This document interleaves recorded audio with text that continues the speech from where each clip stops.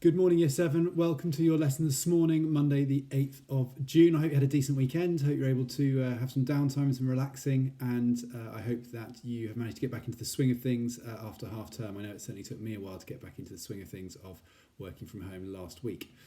So, I feel like I'm saying the same things every time I see you in these videos. I'm going to say this lesson builds on the one before, but it does. Everything we're doing is a step towards the next bit of your learning. So what you did last lesson prepares you for this lesson. What you did 2 terms ago is a building block preparing you for where you're going to end the year.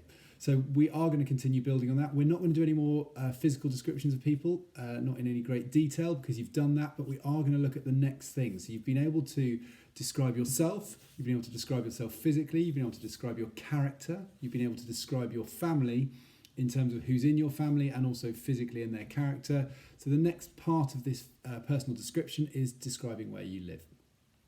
In a lesson, we'd normally do some games and some exercises to practice this. It's much harder remotely.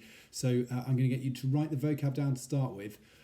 But this vocab you can use, you can manipulate. So you need to be confident in saying, if vivo en la montaña is I live in the mountains, and you think, but I don't live in the mountains, I want to say I live in the city, fine. Pick up mountains, drop it out, pick up city, drop it in, the sentence still works. If vivo en el norte is I live in the north, and you want to say, well, but I don't live in the north, I live in the south, fine.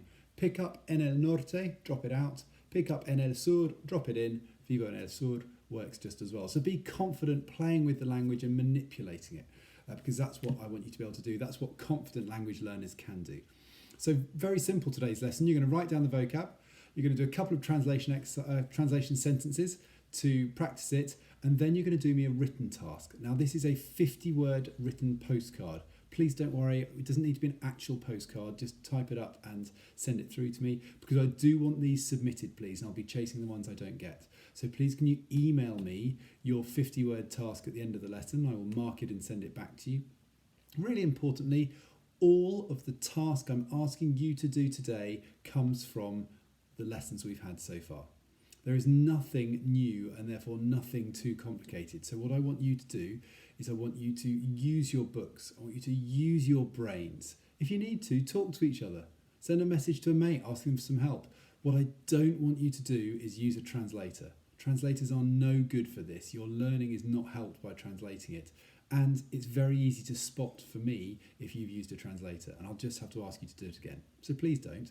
I'd rather you sent in a version that you've done all on your own with some mistakes in than a perfect one that has been written by a translator. So if you can email that to me, please, I will get it back to you by the middle of this week with some feedback and some marking. I will, of course, be available by email through the course of the lesson, but just remember, you can do this. You really can. The lessons I've done for you so far prepare you to write a task like this. So be resilient, stick at it, try your best, and I look forward to seeing what you come up with. Thanks.